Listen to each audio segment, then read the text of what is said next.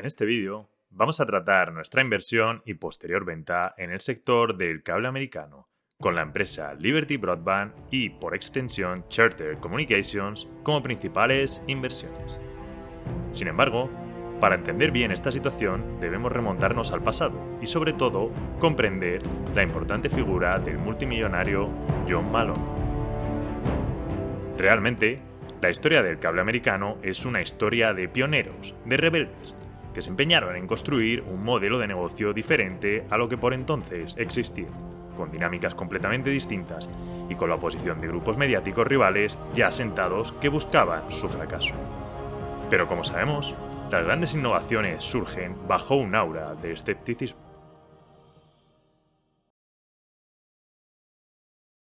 La televisión. Como a principios de los 40 se la llamaba la radio con imágenes. En aquella época, la única televisión disponible era la que empleaba como canal de emisión ondas radiofónicas, lo que dio lugar a que fuesen algunas compañías de radio las que se aventuraron a emitir contenido televisivo y, por tanto, soportando así los costes iniciales de su difusión.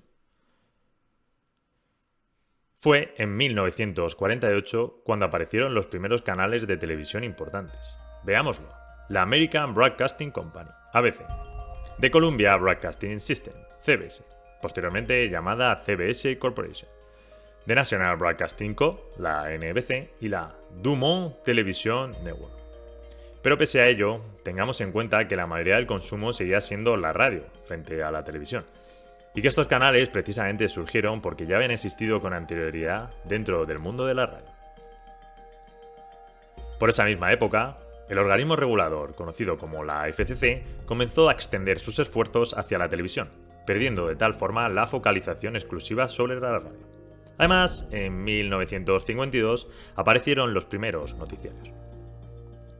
No fue, sin embargo, hasta 1955 cuando toda la pequeña producción de contenido de los canales a los que hacíamos referencia y originada exclusivamente en Nueva York comenzó a desplazarse hacia Los Ángeles, convergiendo así con lo que serían las dos principales compañías de cine de aquella época, las conocidas como Warner Bros. Y Disney. Todo esto catalizó gracias a la caída en los precios de los televisores. Veámoslos. Desde 1948, donde un televisor costaba unos $400 y solo se encontraba implantado en el 2% de los hogares americanos, al 90% de la población con precios por debajo de los $100 en apenas 10 años. Llegados a este punto, comenzó la época dorada de la televisión, donde teníamos películas, noticias, debates presidenciales, género del oeste. Todo explotó a una velocidad nunca vista. Y por supuesto, durante esta adopción masiva apareció en 1954 el formato a color, originando una nueva curva de adopción a velocidades todavía mayores. Nos encontramos en 1960 cuando surgen las primeras mutaciones respecto a cómo se recibía la televisión en los hogares, y por tanto cierta competencia. Hasta ahora todo lo que hemos hecho referencia es el empleo de ondas de Very High Frequency, o VHF, dando lugar a lo que en Estados Unidos se le llama broadcast, y que podemos traducir como televisión en abierto. Es importante el dato de cara a futuro que en cada municipio se empezó a tener un control de las antenas de recepción y repetición que se instalaban, y que a diferencia del modelo español o el europeo, el gobierno americano otorgó enormes libertades para que esto se desarrollase desde un punto de vista de la gestión privada. La competencia a la que hacemos referencia es la ya más que conocida televisión por satélite, lo que permitía la entrega de paquetes con mucha más información y, por tanto, mayor calidad y fiabilidad. Por supuesto, detrás de este nuevo modelo aparecieron rápidamente gigantes como AT&T y Western Union. Sin embargo, la necesidad de desplegar los satélites y el coste de las antenas hicieron que la adopción no fuese tan exponencial como se pensó inicialmente. La casi totalidad del consumo de televisión siguió viniendo por el lado del broadcast y hubo que esperar hasta finales de los 70 para ver cómo el satélite comenzaba a ganar tracción, junto con un nuevo sistema: la televisión por cable. Realmente, la televisión por cable ya llevaba existiendo una década atrás. En aquellas comunidades de difícil acceso o por razones geográficas, la población, por iniciativa privada, habían decidido que ante la imposibilidad de poder recibir la señal por radiofrecuencia en sus hogares, construyeron una torre en el punto más alto del municipio para así garantizar la recepción y a continuación, por un sistema de cables coaxiales, llevarla hasta cada uno de los hogares. En 1978, El desarrollo en la facilidad de tirar cable y los precios hicieron posible que ahora se pudiese cablear a la nación entera, con el consiguiente beneficio de que por medio del cable podían transmitirse paquetes de información exponencialmente más grandes y que por tanto permitían inundar los televisores de ciudadanos americanos con infinidad de canales, por los que a cambio exigir una mensualidad. ¡Boom! El primer modelo de suscripción a escala nacional aparecía de repente, copiando la técnica de pagos que algunos periódicos ya habían empezado a introducir residualmente, o que por ejemplo la HBO estaba testeando en su formato de películas. De la noche a la mañana, Hollywood entró en una época dorada de contenido. Miremos los números. En 1978 solo el 8% de los americanos tenían una televisión por cable. En 1980 el 23%. A finales de esos mismos 80, el 60% estaban suscritos. Por el lado contrario, si observamos las cuotas de los broadcasts, como la ABC, CBS y NBC, que ya comentamos anteriormente, los números se desplomaron desde el 90% de cuota hasta por debajo del 60%. Por supuesto, la consecuencia que hubo en este punto es la aparición de nuevos canales. Nickelodeon, la SPN, Showtime, CNN, Lifetime, NTV. Y como no podía ser de otra manera, detrás de este contenido empezaron a aparecer los primeros titanes mediáticos de la historia. Samuel Reston, Robert Turner, Rupert Murdoch. Y por supuesto, llegados a este punto, debemos ya centrarnos en el hombre clave de todo este cambio, John Malone.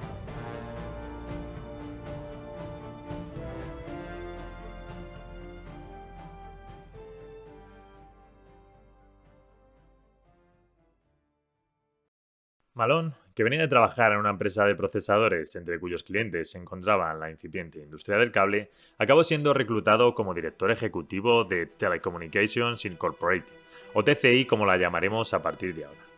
Una empresa de este sector en horas muy bajas, casi a punto de la suspensión de pagos, que vio en el joven John la oportunidad de corregir el rumbo. Uno de los beneficios de este tipo de negocio es que, debido a su recurrencia en cuanto a modelo, es bastante predecible el nivel de ingresos que habrá a final de año. Siguiendo esta teoría, Malone se percató que podía apalancar TCI a varias veces EBITDA, es decir, a un ratio de endeudamiento mucho mayor a lo que era común, controlar de manera más apretada los gastos y, debido a la falta de competencia, tener la tranquilidad de que podía reestructurar el negocio y posteriormente invertir en él para hacerlo crecer. A diferencia del resto de la industria, el nivel de conocimiento y sofisticación de Malone debemos reconocer que está varias veces por delante del resto de sus competidores. Y de tal modo eso permitió que de una empresa con apenas 400.000 suscriptores en la fecha en la que la cogió, 1973, creciese hasta 8,5 millones en 1990.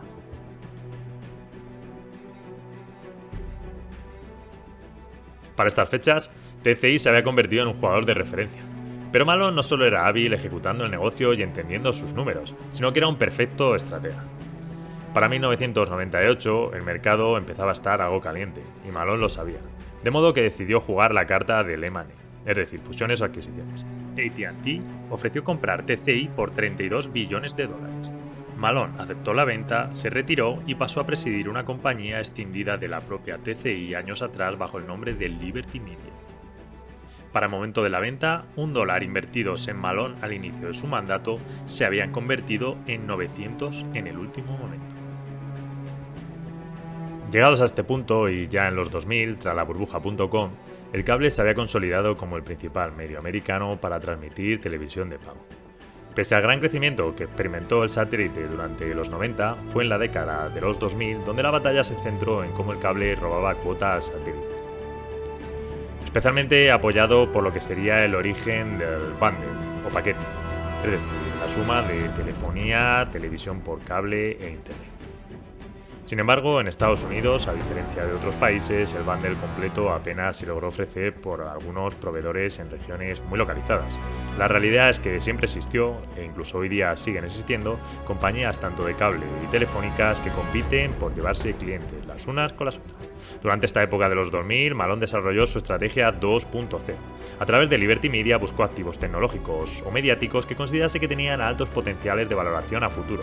De tal modo y con incontables movimientos estratégicos fue quedándose las siguientes, atención, inversiones: Liberty Global, Discovery Communications, IAC Interactive, Ya es que luego salieron compañías como TripAdvisor, Expedia, QVC y su fusión con HSN, SiriusXM y su fusión con Pandora, Live Nation, DirecTV, Lilac, el Estadio de los Atlanta Braves, la Fórmula 1, otras tantas inversiones minoritarias y la que principalmente nos interesa a nosotros, Charter Communications. Tras la crisis de 2009, Charter era un negocio de cable menor dentro del territorio americano, donde apenas quedaban ya unos pocos jugadores en vísperas de la gran última consolidación y antes de la llegada del streaming. John tomó una posición mayoritaria del 25% de control en Charter a través de uno de sus vehículos, Liberty Broadband, en gran parte motivada por el aterrizaje del ejecutivo procedente de Cablevision, Tom Ralph. Se sabía que Tom estaba ejecutando una estrategia parecida a la que Malone hizo en su época con TCI y que estaba dando resultado. De tal modo, Malone entró en Charter y nosotros desde Andrómeda seguimos sus pasos en lo que fue una de nuestras primeras inversiones por parte del fondo. Charter proponía una fusión inversa a 3 con los otros dos grandes del cable americano, Bright House Networks y Time Warner Cable, consolidándolo todo bajo una misma marca, Spectrum. Realmente, por nuestro conocimiento del sector, sabíamos que Malone era el que estaba detrás, y que debido a las buenas relaciones políticas y el feedback que estábamos obteniendo, las probabilidades de aprobar la operación eran, a nuestra consideración, muy altas.